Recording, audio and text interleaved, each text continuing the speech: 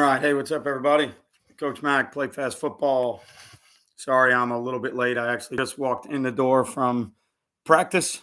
So just walked in the door, just set the computer up, and we are ready to roll. So I told you guys the last couple times we did these that I would like to jump on during the season now that I think everybody has probably started their season, regardless of what state you're in, where you are coaching at. I would think everybody is about into their season. They got their season going. So um, I mentioned that I would like to do these at least once a week, if not once every other week, just so we can keep in touch, talk about the things you're seeing, things you're having trouble with, maybe things you're doing well. I'll talk to you about the things we're seeing, the things we're doing, the things that we are struggling with a little bit, and the things that we are doing well. So the only reason I didn't get on last week was we had a tropical storm and our game was canceled, so we did not play last week. So didn't really have anything to update you guys on or anything to talk to you guys about because we did not have a game the previous Friday because of the tropical storm. But we played this last Friday. We won 23-20. Really sloppy on defense, especially early. We cleaned some things up. We cleaned some things up in towards the end of the half, third quarter, and then towards the end of the game, we were able to get off the field and do some things. But we're going through some issues right now with some things. We are small up front. We have currently been hit with the injury bug a little bit. So on the back end, we have gone through some changes that we've had to make. And with all the things that we try to do in coverage and then with our pressures and things that we're trying to do, it's made it a little bit more difficult with the several moving pieces on the back end. So, anytime you can get out of a game with a win, especially if you don't play well, winning is obviously the most important thing. It's the ultimate stat that everybody looks at. So you've got to find a way to win games, and we were able to do that on Friday night. Like I said, sloppy early, but we were playing a brand new corner, a brand new safety, brand new nose guard. So, sickness, injury, adversity comes throughout the season. Everybody deals with it, right? Nobody wants to hear your complaint. So you just got to find a way in the limited time that you have to hopefully build your depth. Hopefully you've had other guys, ready to go. And the one thing that I've learned throughout my career that I try and do now is even when we're healthy, I'm trying to build other, move some players around, make some guys learn more than one position so that you're always trying to stay, kind of one step ahead of the curve so that if something happened at this position, you could make this adjustment. If something happened at another position, you could make this adjustment. So one of the lessons you learn kind of,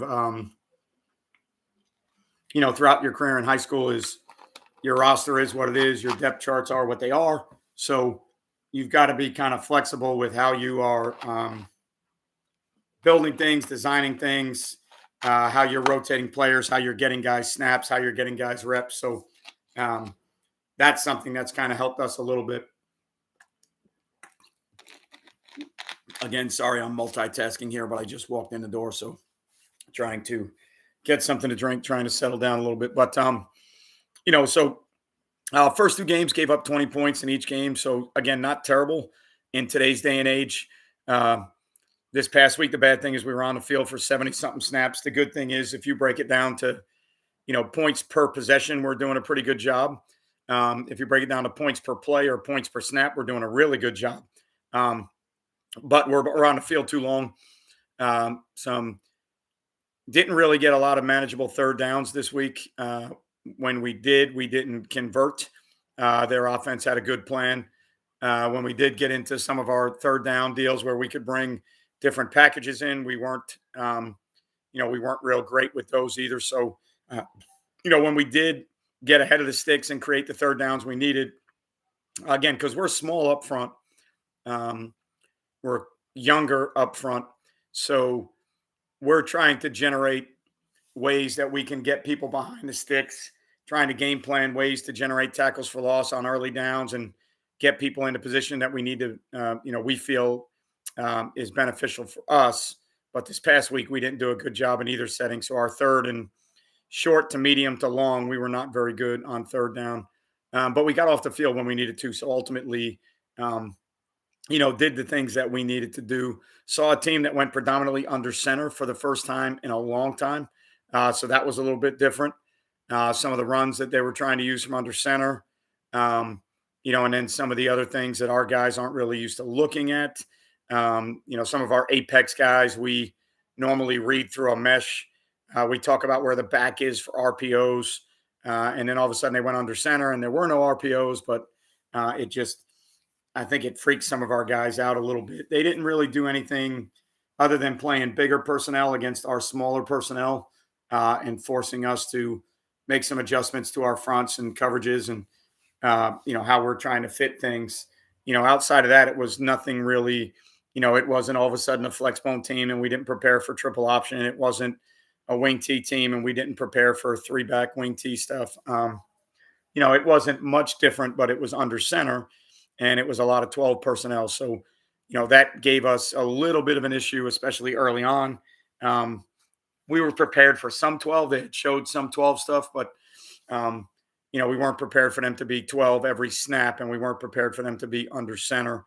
So, kind of freaked our guys out a little bit. But again, ultimately improvised, adjusted, got the stops we needed to get, settled down a little bit to where we gave our offense a chance to, put us in a position to take a lead and win a game. So, and then they got the ball back with 2 minutes left, and we got a 4-and-out, stop. So, again, enough good things there, enough positive things there, but enough shaky things so that we have things that we have to work on. And then, unfortunately, coming out of that game, we had just played a different safety, and he broke a bone in his hand, and now we're at another safety. So, interesting time trying to figure out who it's going to be, trying to figure out our depth, trying to figure out what we can do with those kids in the game, how much can we carry. So that's everybody's job. Everybody's dealing with it at every level.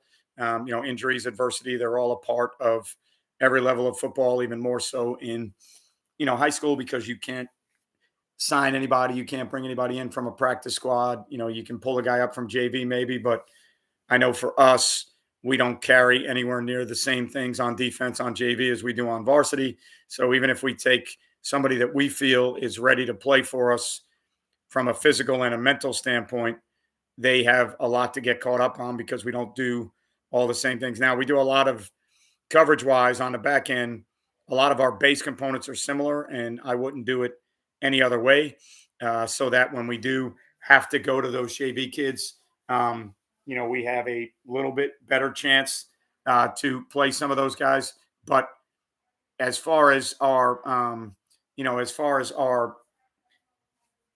pressures and 3-by-1 adjustments and other things that we do, we don't carry all that on JV. So even if we do move a JV player up, it's a similar split field system. It's a similar 3-high system, but we just don't carry as much on JV. So those guys need to be, they need to be coached up tremendously. So, I think that's the fun part. It's, if you want to consider it the annoying part or the nerve wracking or, kind of anxious part of it when that happens. And, all of a sudden you're stuck trying to figure out what you're going to do, but it's also the fun part. When you've got to manipulate your roster a little bit and move some people around. And then you also start finding out like how much your kids really know about the defense, so can you take a corner that maybe is a little bit more physical and move them to safety? Could you, move a safety that covers fairly well? Could he play boundary corner or somewhere for you? For us in our 3-high, could we move our middle safety to a hash mark? Could he play high safety for us? So, all the things that you are, you're having to do at any level of football, but especially high school, you start to find out how much your kids really know about your system. And, when you get a team that's got a little bit more experience, unfortunately for us on the back end, we started the year without a ton of experience.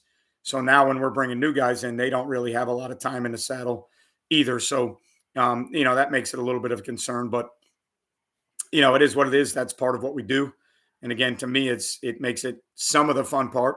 Now now you got to think about game plans and what can I carry? What can these kids do if they have to get in the game?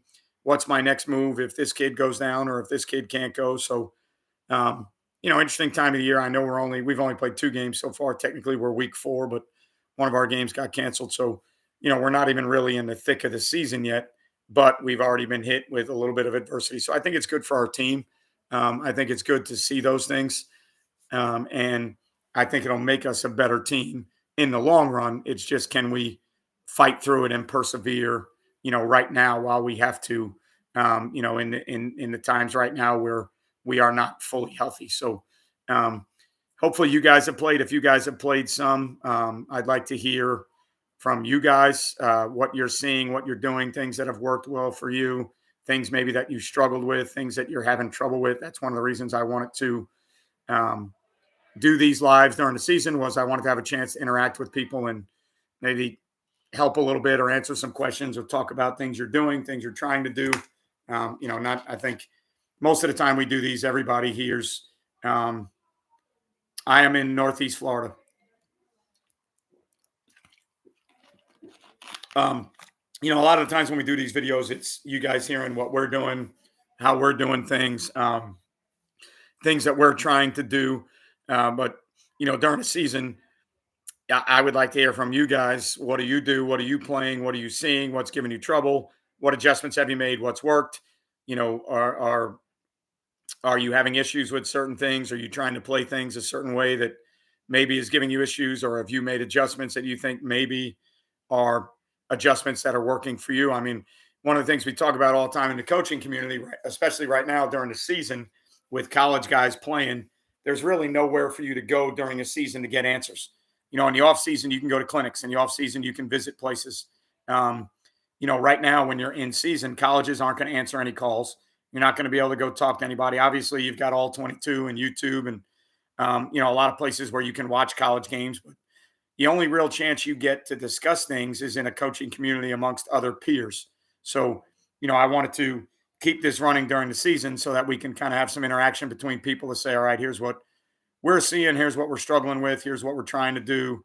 Here's what's worked for us, here's what hasn't worked for us, because I think the coaching community should stay, especially on a YouTube channel where, a lot of the people here are coming from different parts of the country. If you don't have to play each other, then there shouldn't be any concern about information getting out there saying, all right, well, I don't want anybody to know how we play this. That's never been a big concern of mine, obviously, with the YouTube channel, because with today's day and age of huddle, everybody's got all my games anyways. I'm pretty sure everybody knows what we play.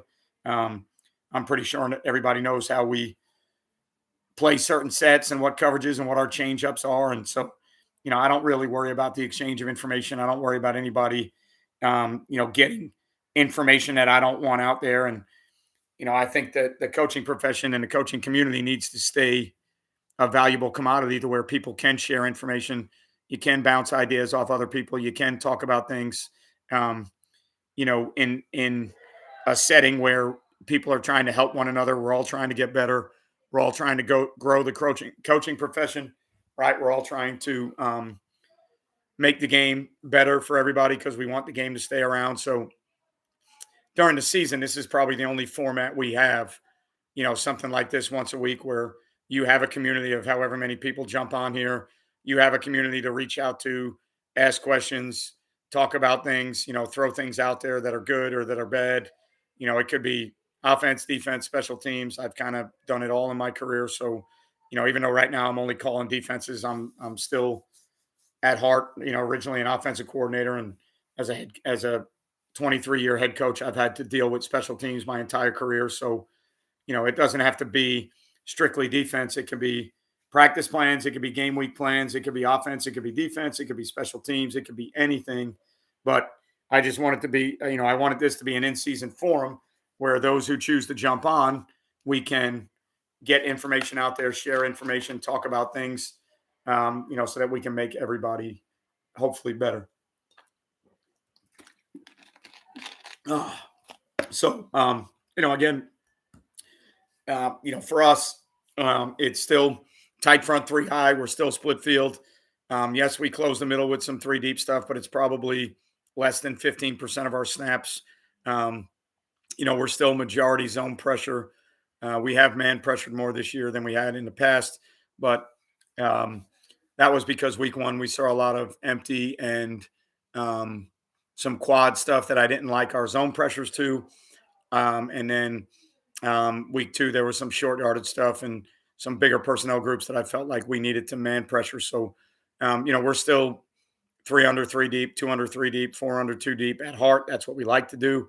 In most of our game plans, we package those blitzes together and we choice them to where, you know, um, kind of check with me stuff. So 3x1, I like to be three under three deep. Any 2x1 or 2x2 sets, I like to be four under two deep. So, just different reasons for why we do things. And if we're going to send six and play hot coverage, when I like it, when I don't.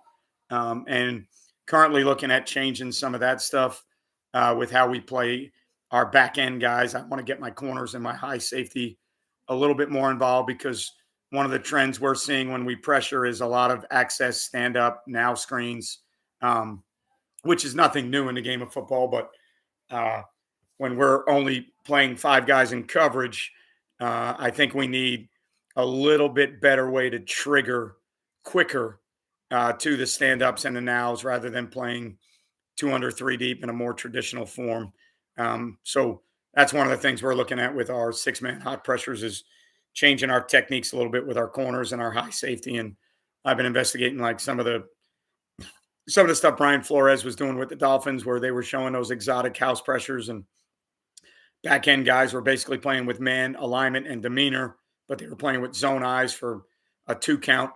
And if the ball came out, they were able to rally to nows and they were able to pass some things off in the screen game.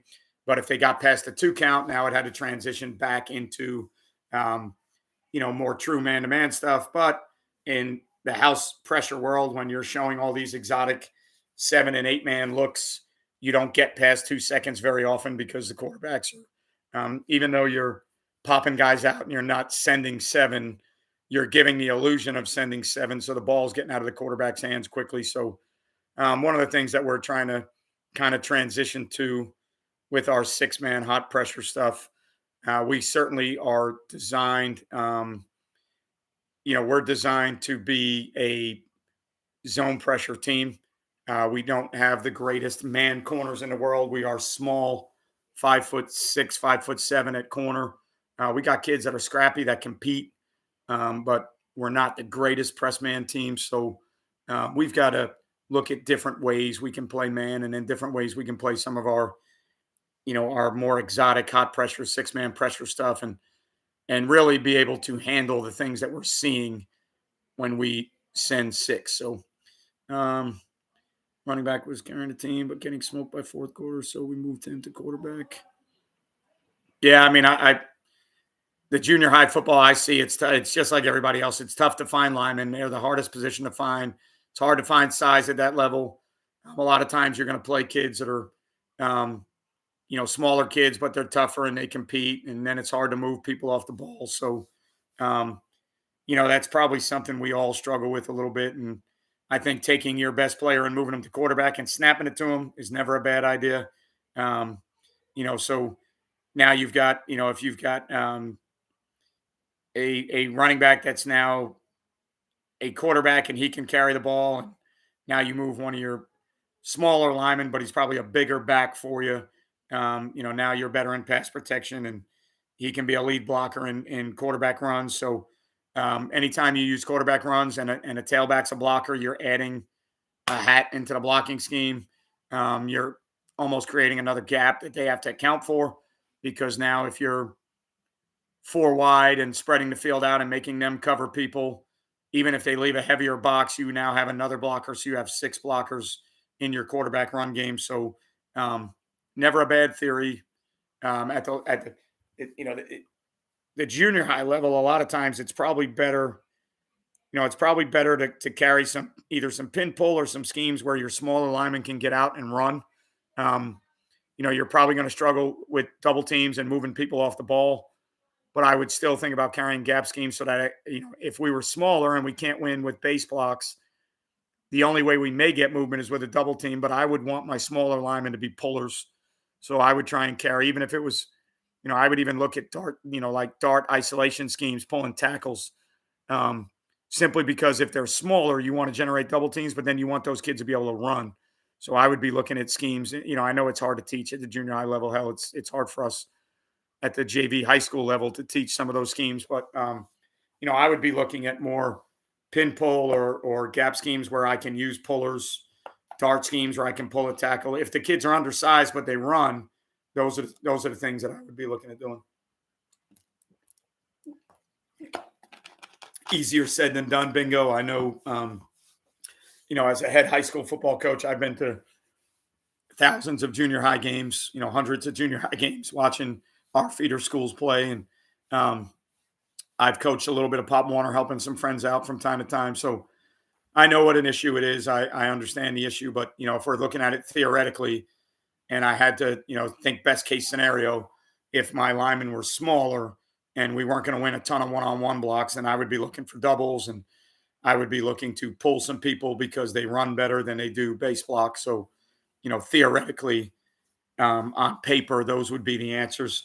And again, I know from coaching high school football my entire career, outside of 2 years as a GA in small college football, I realized that a lot of times theoretically on paper is easier said than done. But again, here when we're sharing information and you're trying to, kind of tell somebody how you think they could possibly improve, that's one of the things that I would certainly be looking at, those types of schemes for double teams and then for smaller linemen pulling and trying to get them out in front. If you can get the ball to the perimeter, if they're smaller linemen, but they can run, maybe you can get them out in front of some things on some pin pull theories. So that's certainly what I would be looking at.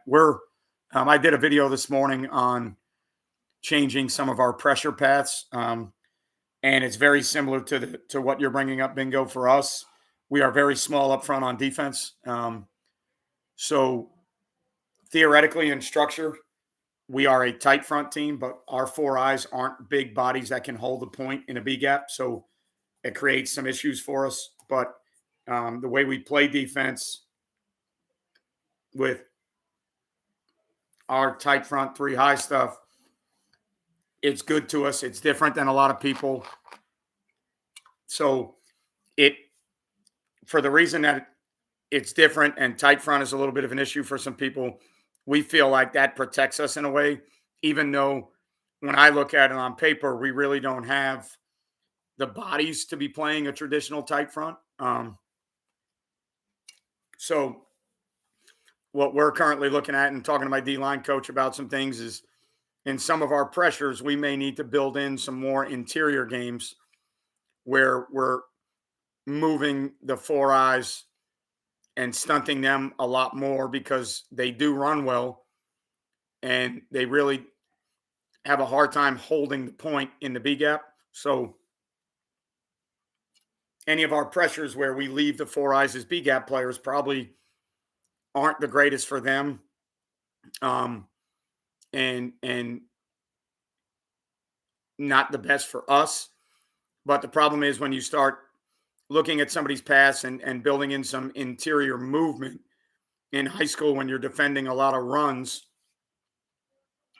on paper it all looks good. Your gaps look like they're canceled out. But if you're using interior movements to cancel out gaps while adding blitzers, if the movements don't get there, now you probably can get gashed in some runs. So, right now it's something that we are thinking about. And when you think about where your wrinkles, adjustments, adaptations come from, they come from looking at what your kids do well and what your kids don't do well. And then they come from a trial and error period to say, okay, maybe we should try and do these things that I think our kids do well, that I think can help our kids. But until you do them, you really don't know if they're feasible.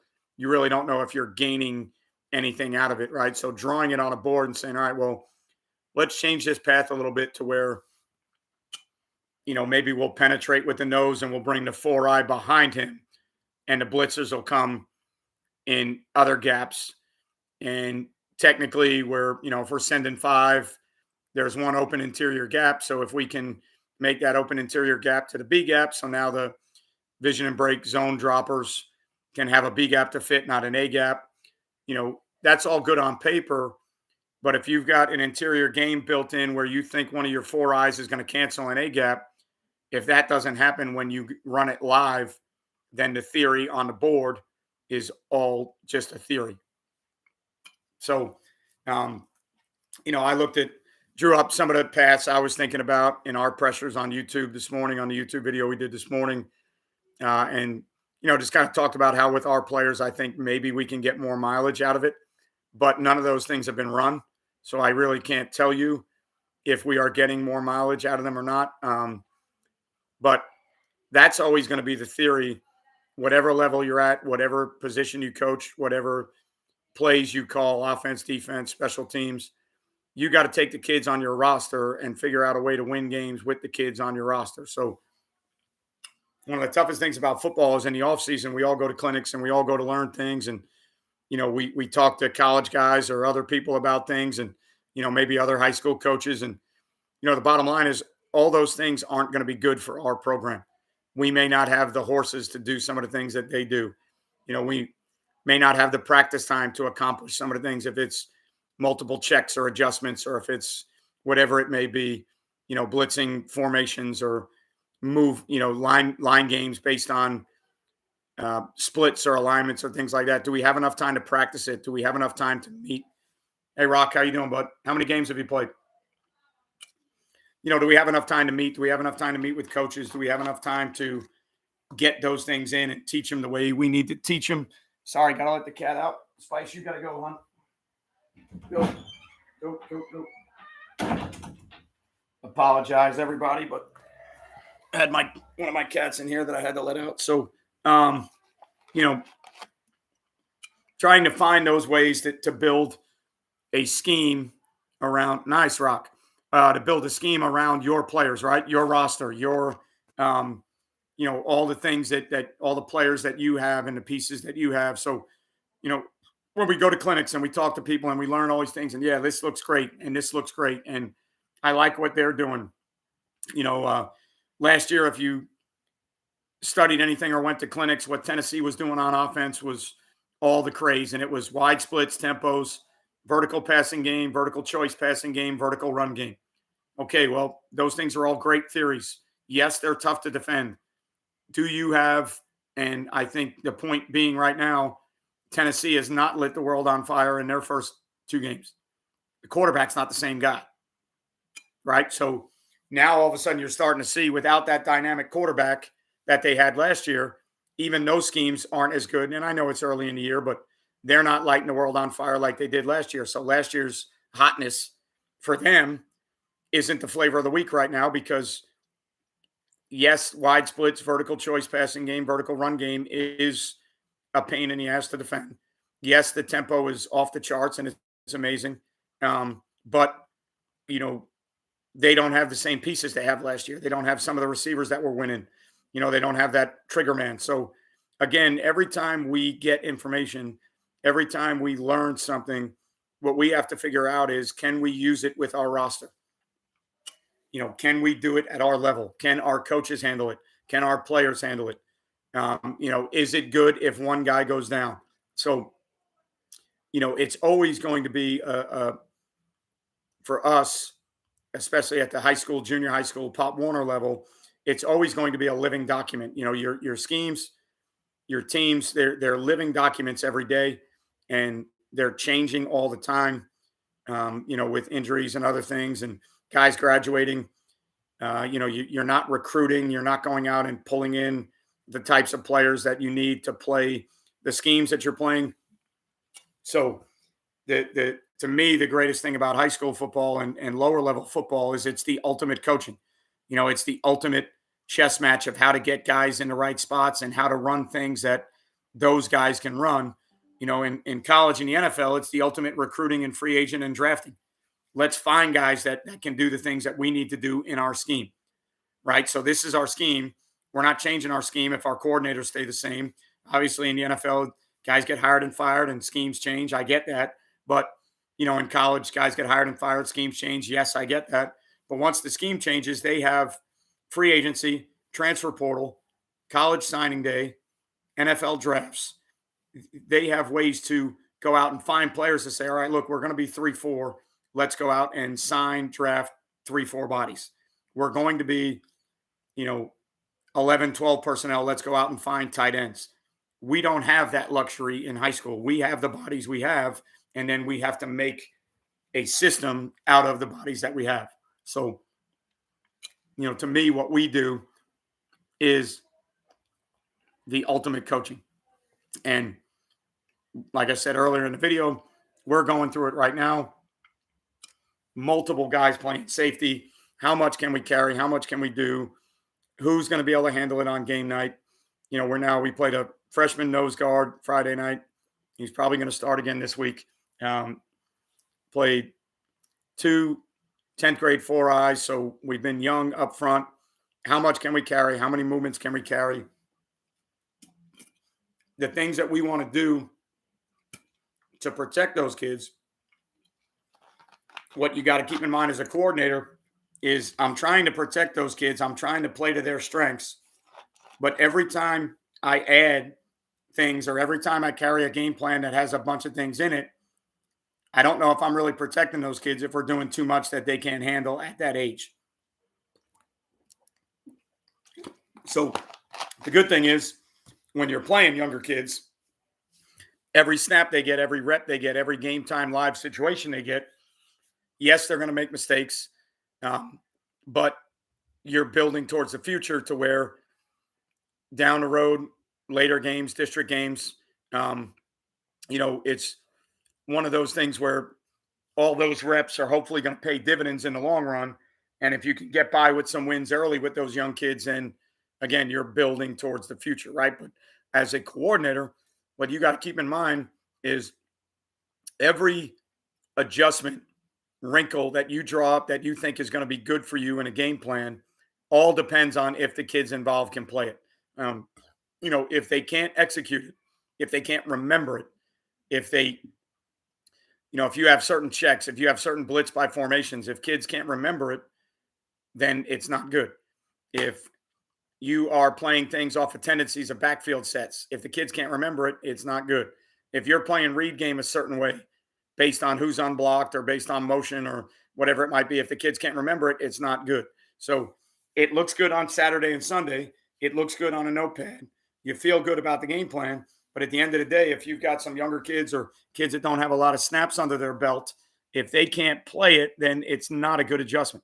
All right. On paper, you may feel good. You may feel like it was the right adjustment. But if it doesn't get executed, at the end of the day, it's not the right adjustment. So, the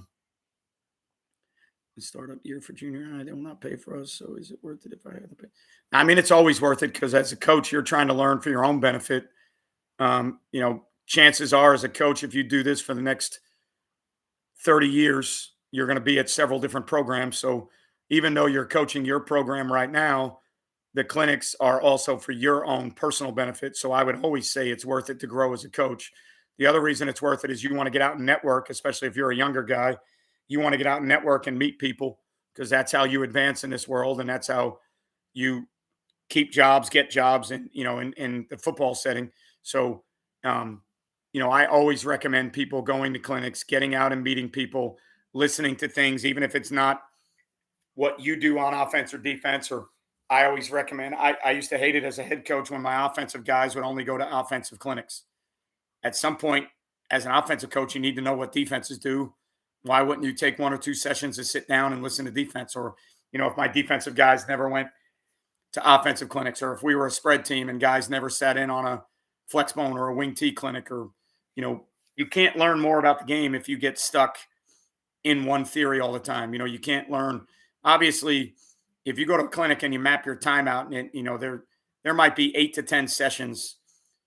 If 5 or 6 of those sessions are on your side of the ball, conducive to things you do, then that makes perfect sense. But the other 2 or 3 should be a special team session, a session on the other side of the ball, or a session on your side of the ball in a scheme that you don't run, because you're always going to want to learn more about the game. You're always going to want to, there may be things that when you look at a lot of spread teams, a lot of the things spread teams do were done by wing T teams 50 years ago. So, you can't really look at a system and say, well, I don't want to go learn about that because we don't run that. Well, they may run gap schemes and they may have a better way to do it. They just may do it from a different presentation. A lot of times those wing T teams are really good running boots and waggles and nakeds and things like that. Or, so there's always something you can learn. If you're an odd front team, that doesn't mean you don't go to a defensive presentation. If you're a one high team, that doesn't mean you go to a split, you don't go to a split field presentation, because you always want to grow as a coach. You always want to learn. You always want to, again, network. So I recommend, whether it's your own money, if the school pays for it, that's great. If the school didn't pay for it, I'd be going to all those clinics anyways, because you're making an investment in your future. You're making an investment in your knowledge. So, it's nice to be at a place that takes care of you and pays for clinics and tells you, or have a staff that says, hey, we're going to go to these 4 clinics, or we're going to go to these 2, and we're going to visit a college, and it's all paid for. You just need to show up, or you need to pay for your food, or whatever the case may be. I mean, that's always a nice scenario. But as a professional and as an individual, I would always be telling people, you're going to these clinics to learn, to build yourself, your craft, to get better at what you do. And then the networking side, I was a head coach for 23 years and I got fired twice. So when I got fired, I needed to get jobs. Now, you can get a job based off your reputation, or you can get a job based off of, who you know. So the last job that I took, when I decided that I didn't need to be a head coach anymore, or at least at this moment in my life, I don't need to be a head coach.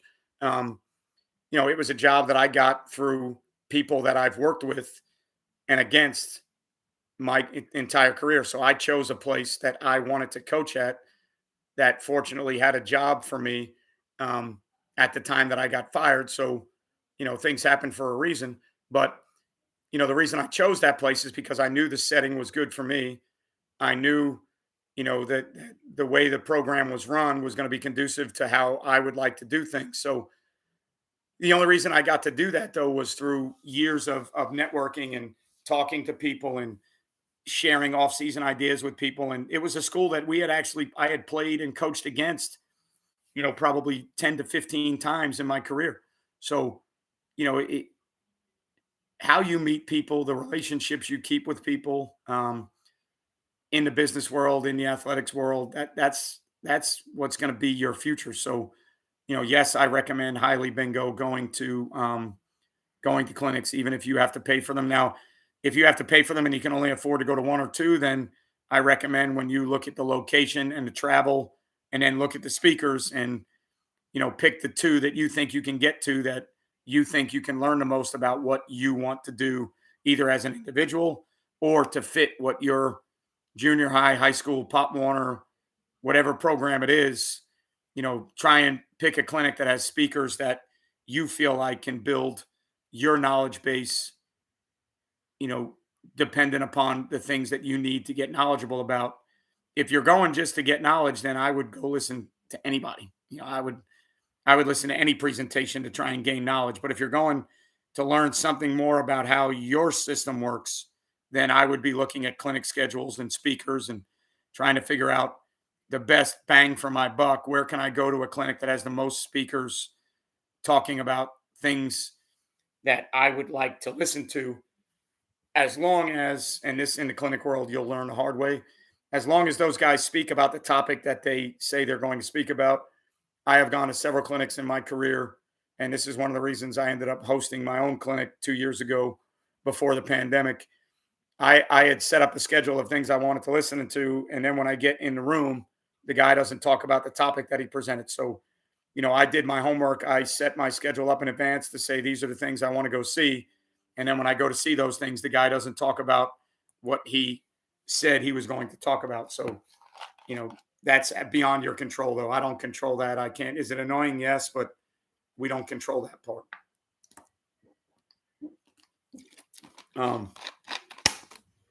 So who else has been playing games, or how many games have you played? What's your record? What are you seeing? What are you doing? What are you trying to do? What are you trying to do different? What are you struggling with?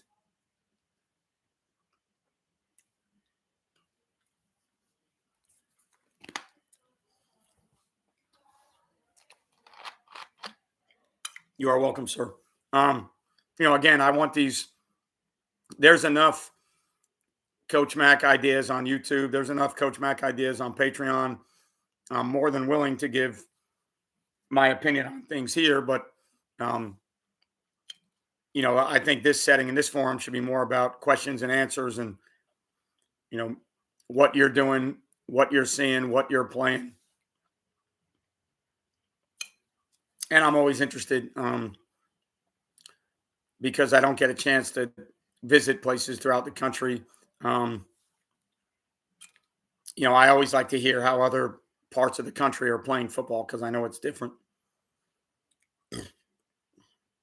Yeah, we got the same problem, Rock. We got, on the back end, our secondary guys are all receivers, and trying to find enough bodies to build depth in the rotation.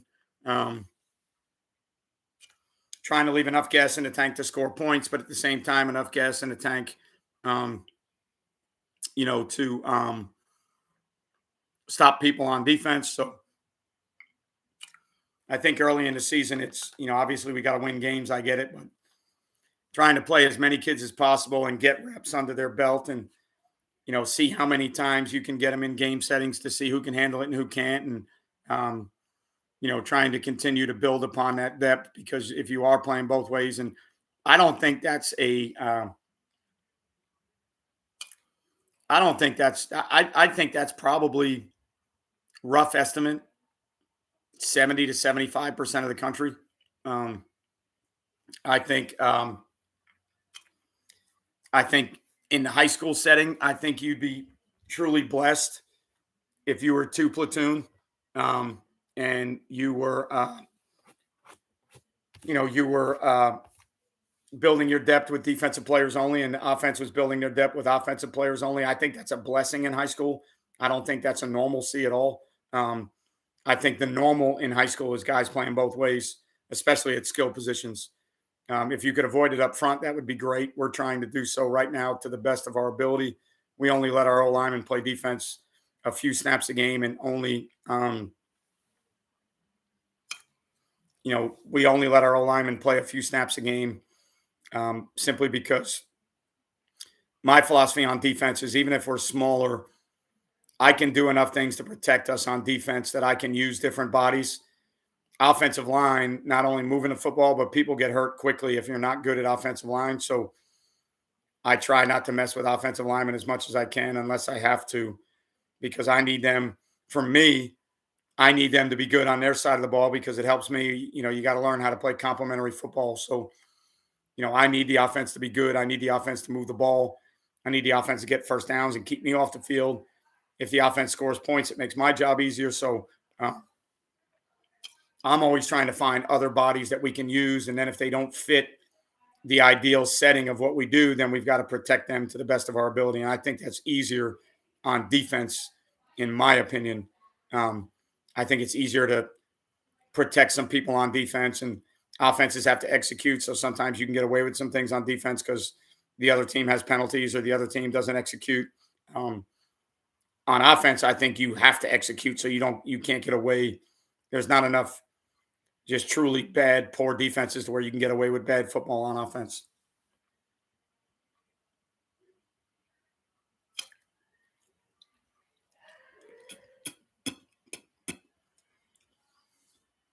So you're talking about your defense saw split back veer and had some interesting adjustments, because if you're empty, you're probably not. If they're empty with a dude, they're not running split back veer, so they must be defending it.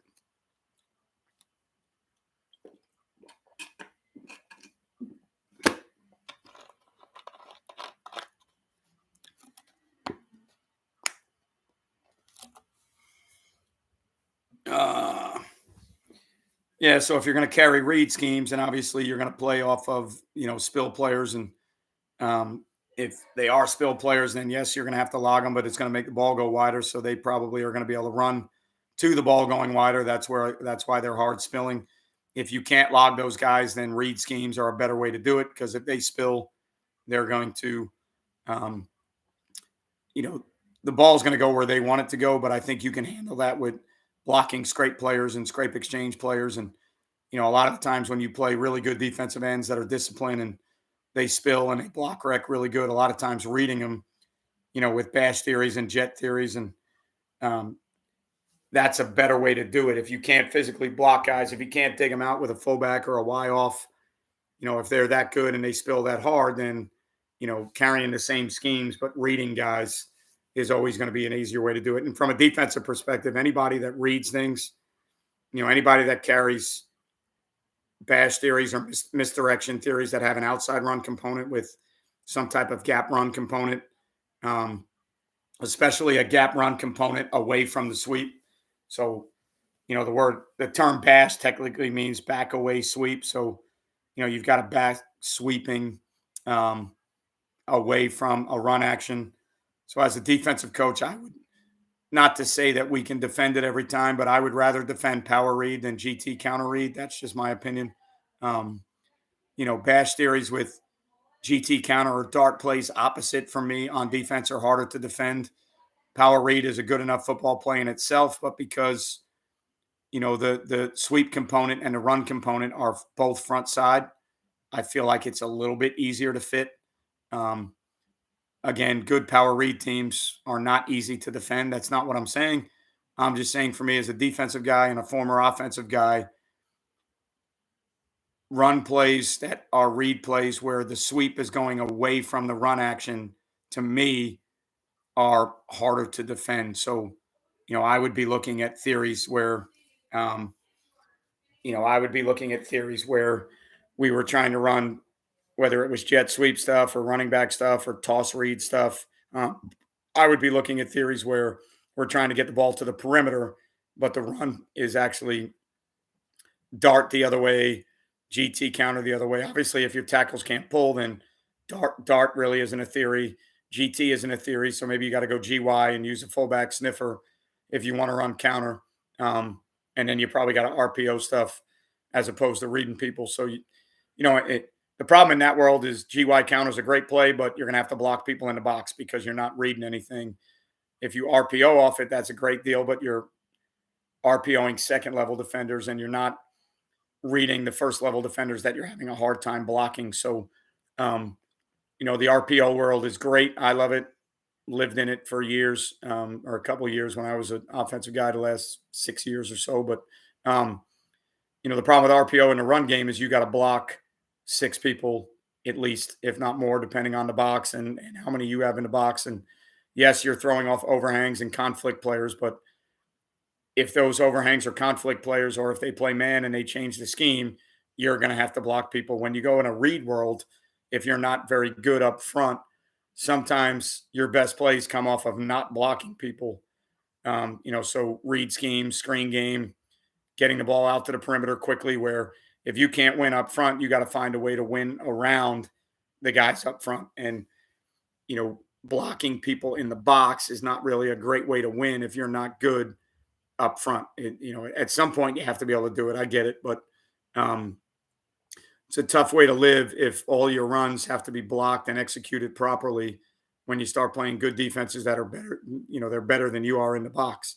So a lot of times when you're playing those style defenses, you need to carry some read components or possible trap components or things that can help you take advantage of making things easier, on your guys. So reading a guy and playing option football, that's one less guy that you have to block. Right now, obviously there's ball exchange mechanics and ball handling mechanics and read mechanics, and you got to have guys that can make the right read. You still have to block guys at the point of attack because you're leaving one guy that you're reading, but you still got to block 5 or 6 others. So, it's not the be all end all answer, but anytime you are inferior on the O line, you've got to find ways to move the ball, and straight up blocking people, is not the greatest theory in the world when you are a little bit inferior. So carrying read schemes, getting good at screen game, and just ways where you can move the football,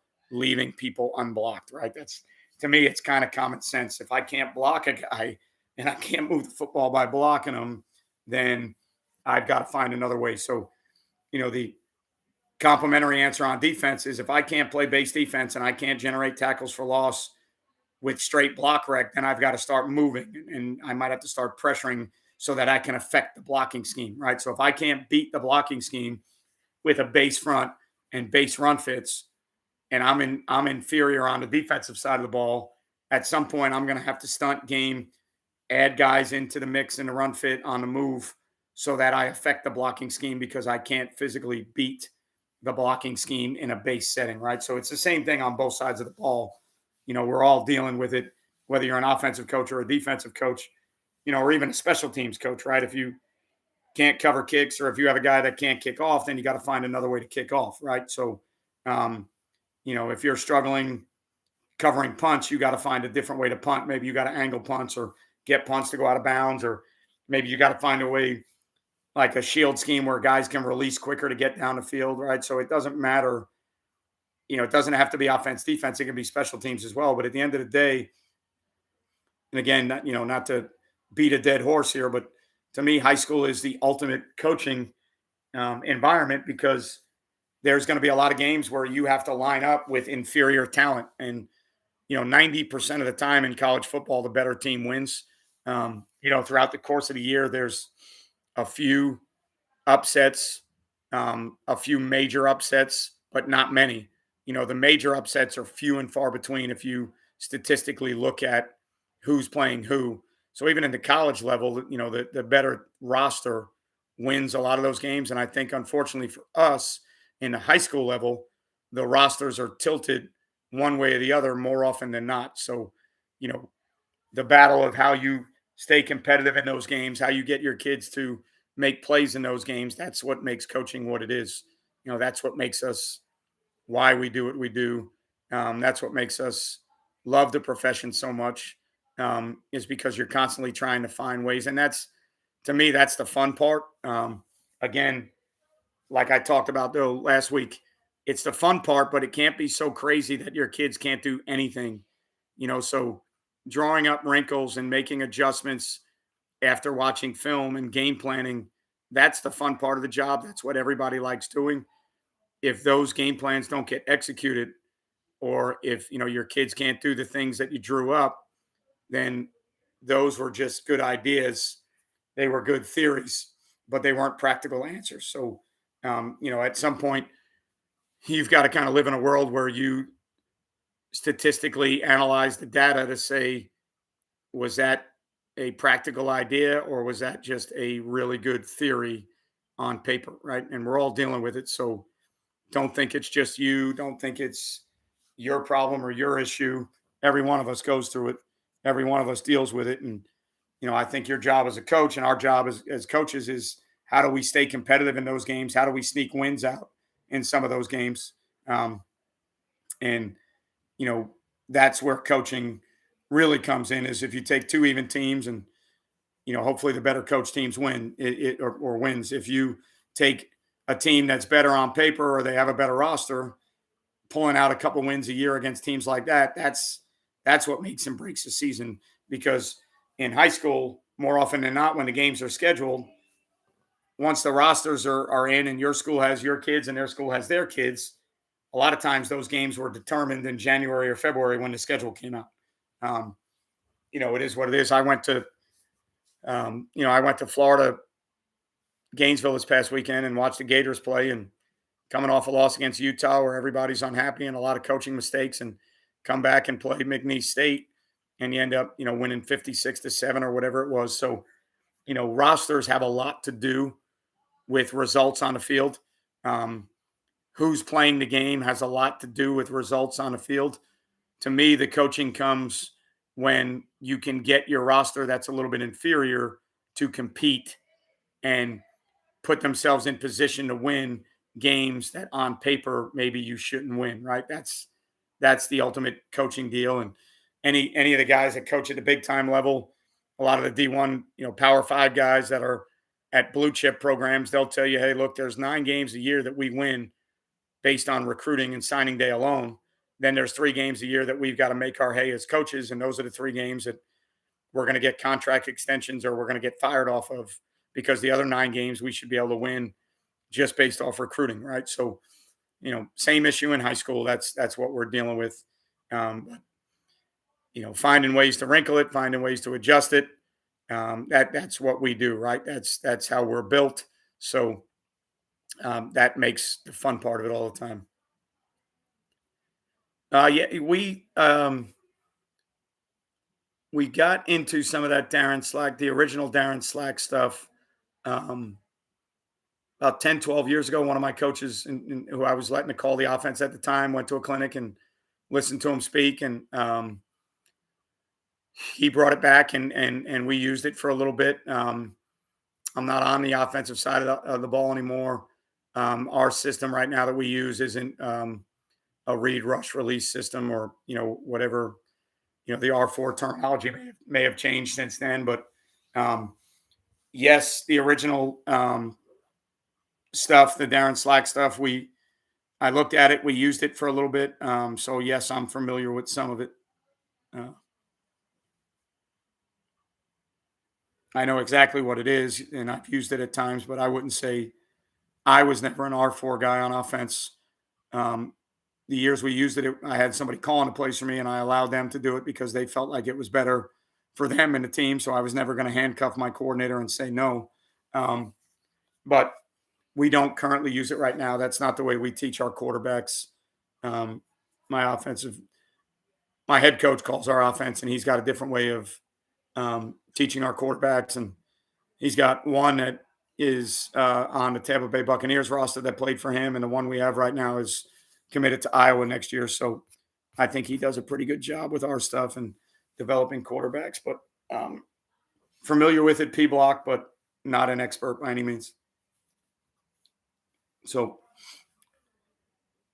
what has been the first for you guys that are coaching? What has been the trend the first couple weeks? Um, if offensively, have you seen more odd or even fronts? Have you seen more one high or two high? What's been a trend there? And then defensively, have you seen more spread shotgun? Have you seen more under center? Have you seen more big personnel? All right, everybody, if you have a few games under your belt, all right, obviously you've seen some things. And, I'm always, like I said, I'm always interested to see where the game's going, what the trends are. We played 2 remotely different games. First game of the year, we played a 10 personnel, empty 3x2 quads, 4x1, a lot of one back stuff. And then the second game of the year, we played an under center 12 personnel team. So we've seen a little bit of everything so far. Haven't really, I probably haven't played enough games to see trends, but to me, the games that I have seen and the games that I have watched, um, I still think it's tempo on offense. I think it's moving more towards 11 personnel. Um, 11 personnel Y off with a guy that can travel and, a guy that can block, but he can also be in patterns and in routes. And you can still shift trade and motion depending on what your tempo is. So, and then some of the college games I've watched, that seems to be, what a lot of the better college offenses are doing. And then, they're finding new and creative ways to use the Y off or other receivers in the run game. I think that's a big trend that's coming now. There's been some, at least in some of the college and NFL games, there's been some exotic motion looks that people are using to kind of disguise some things. So some fast motion, with tight ends and Y off guys getting to the other side of the formation. And then even with some receivers, I know the Dolphins did some stuff with Tyreek Hill that, everybody thought was so interesting because they were changing how they were getting them where they wanted. I know the Bills did it, I think, last night with Diggs. So, it's always interesting to look at that stuff, study that stuff, see what the trends are, see what everybody's doing. Unfortunately, I haven't had time. I tried watching some of the Iowa State game today, to see what's new in the 3 high world. I haven't had a chance to look and figure out as the season goes on and I start to watch more college games, I'll figure out who's actually trying to play 3 high. I know probably didn't work out the greatest for them. Defensively, they weren't terrible, but I know early on Clemson versus Duke was trying to play three high, so that might be something I start to look at. But I think obviously with Texas beating Alabama, I'm a huge Alabama fan. Um, I think with Texas beating Alabama, the stuff that Sarkisian does obviously is going to become hot. Same way Tennessee became hot last year when they beat Alabama. So any of these schools that end up winning big games, even though Texas has a great roster, and I think they're getting themselves back into the mix. Tennessee had a great roster last year on offense, obviously. So it's not like they're doing it with nobody, but the fact that those are big wins and they're beating the marquee program, everybody still thinks Alabama is it's probably Georgia now, but Alabama is still there. So yeah, I appreciate it, Bingo. There's 670 videos on the YouTube channel you can get into. So plenty of stuff. If you have free time, plenty of rabbit holes you can go down to look at stuff that goes all the way back to 10 years ago. So thanks for being here tonight. Appreciate the comments and the questions. So for me, that'll be the next couple of weeks is trying to figure out who's playing defense the way we want to play it or we try to play it.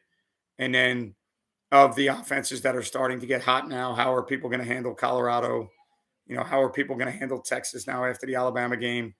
All the schools that are doing good things on offense. The interesting thing will now be what's the answer down the road for all these defenses. So, I think as coaches, we have to stay kind of on the cutting edge of what's new, what's coming, what are the answers.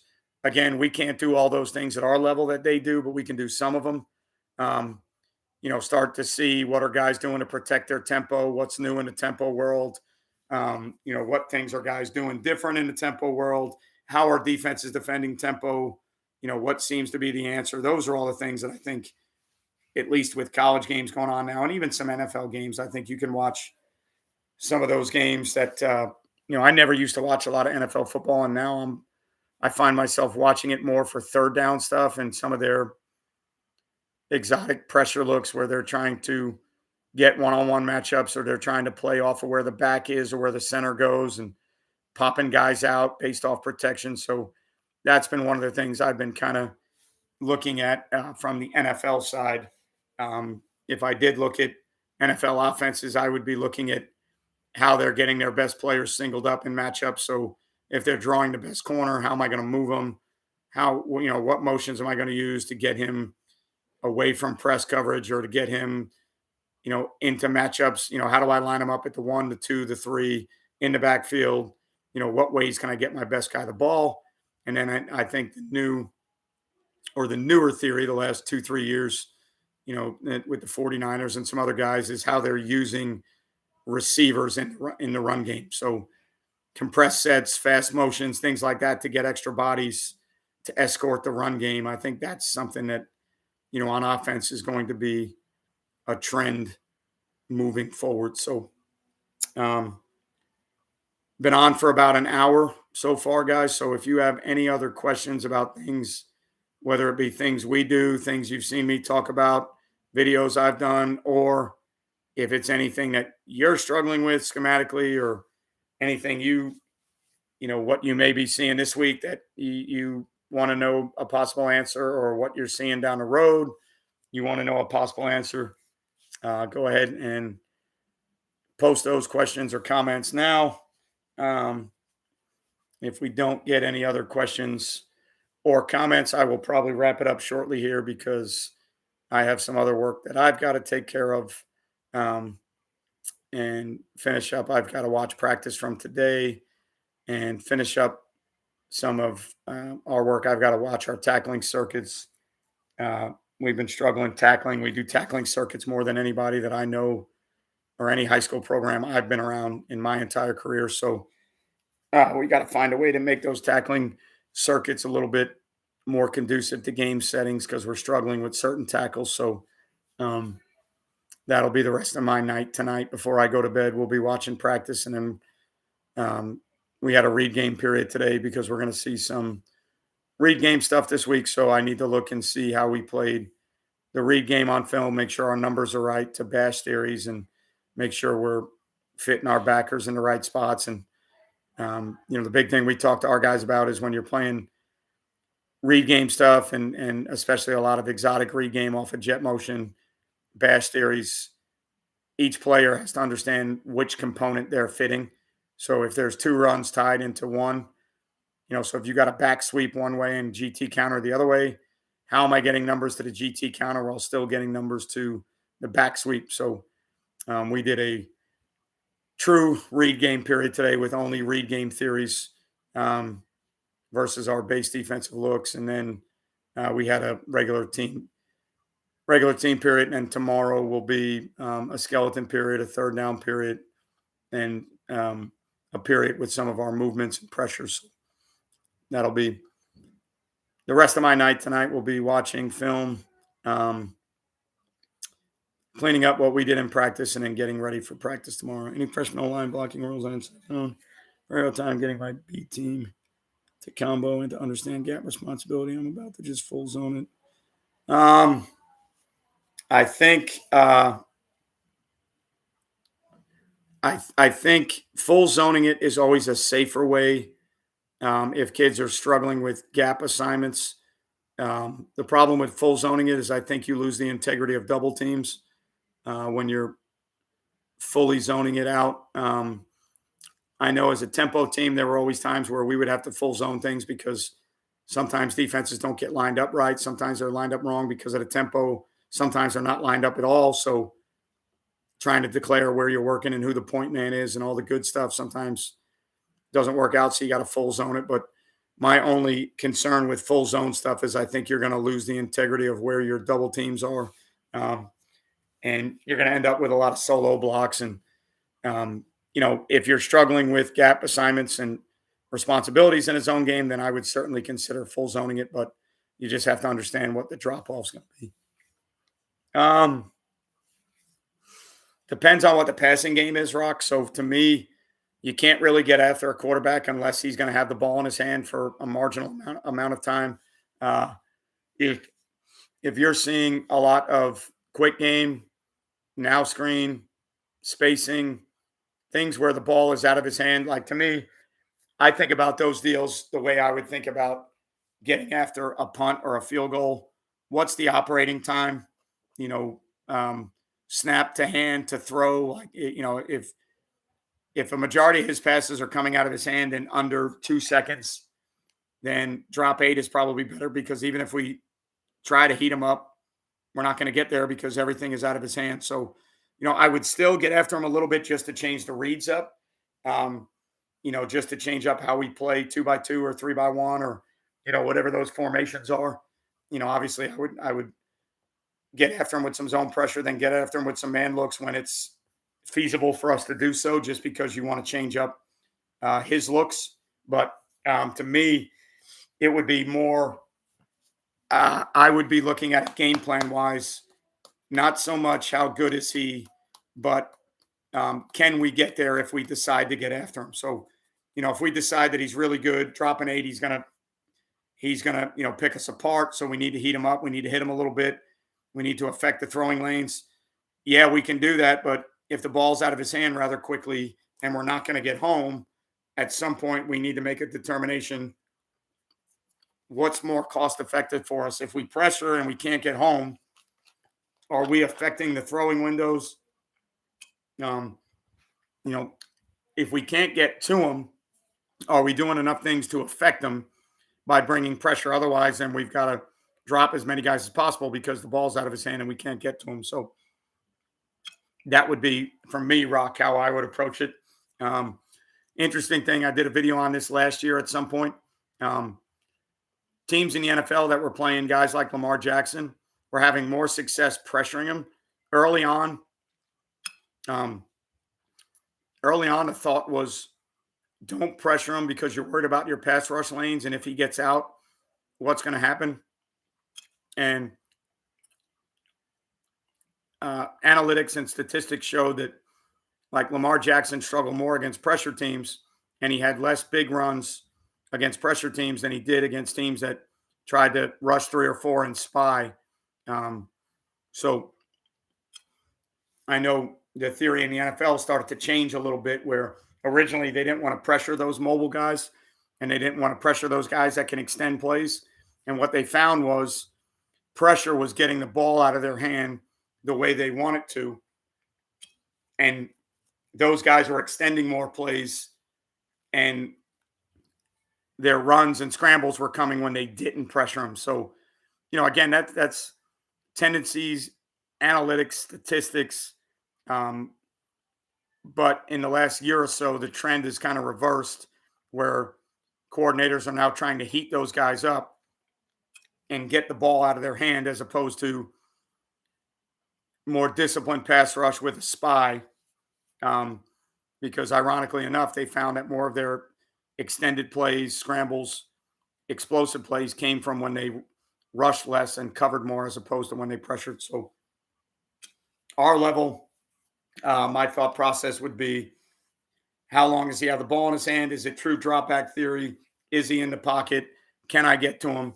If I can't get to him, then, if I can't get to him to get him on the ground or to get hits on him, can the movements or pressures change his reads up or get bodies in the throwing lane to make it a little bit different? Is how I would kind of address that theory. What else? Anybody else got anything?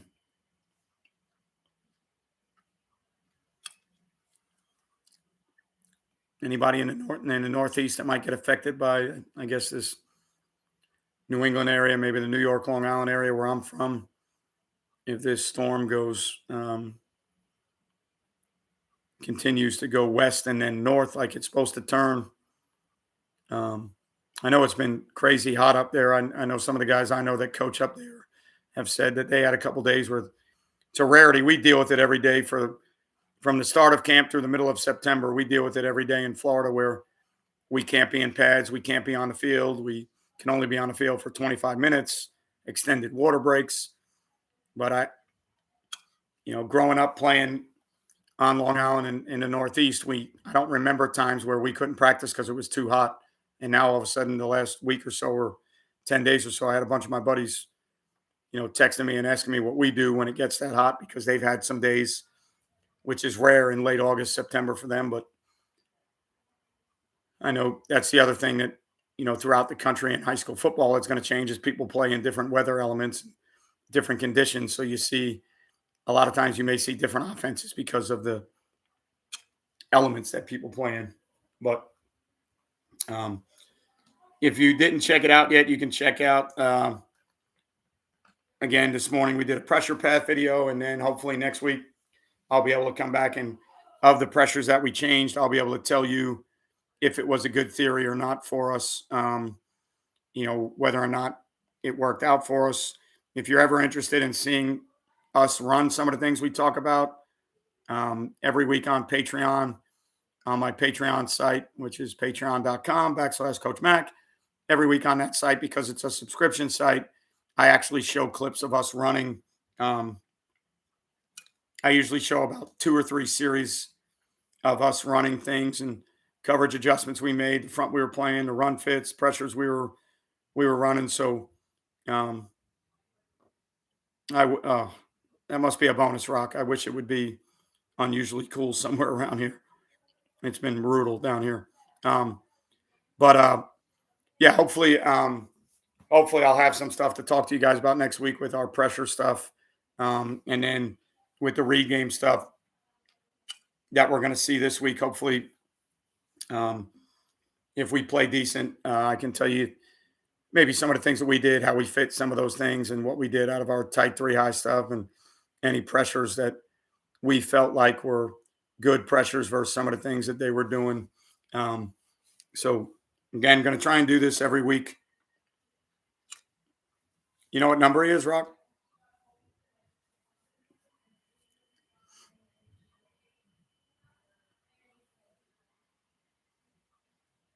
They are so the team he's talking about that we play this week, they are big up front. We are small up front. A little bit of an issue for us. And then we've got some things we're dealing with on the back end that are going to make it a little bit interesting. But they beat us in the playoffs last year, first round, and they are another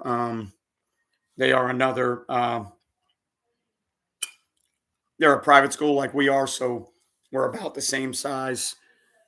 So they are a program that we would kind of like to emulate and get to. They have more depth than we do. They have more size than we do. We match up fairly well at the skill positions, but we lost them in the playoffs last year, first round, and then ended up because we lost the game. Somehow we picked them up in the regular season. So, it's a good game for us to test us for later on in the year. But it's going to be a really good setting. Their campus is beautiful.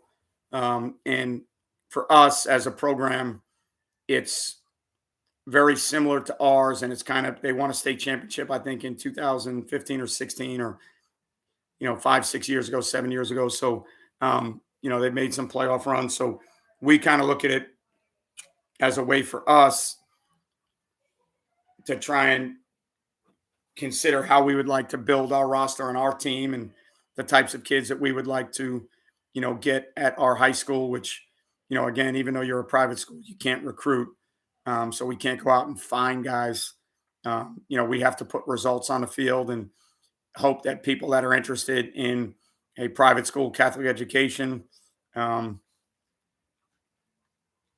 we have to hope that they choose based on the things that we're doing. We have to hope that they choose to come to our place. But as far as us, like trying to find a program that we would like to resemble or where we think we could be as a program, it's a good game for us because I think this is a school and a program that we would like to, kind of emulate and get on their level with some bigger bodies and some more depth. And so it'll be a good week for us one way or the other.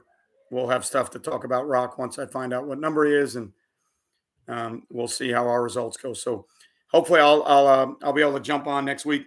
Hopefully maybe Tuesday night seems to be a pretty good night as long as I can get home from practice in time. But probably get one more YouTube video out this week if I get a chance. Would like to do an offensive video if I can this week. So try and get one more video out this week. And then again, there's stuff on Patreon if you're interested in that stuff. So appreciate all of you guys being here on a Tuesday night.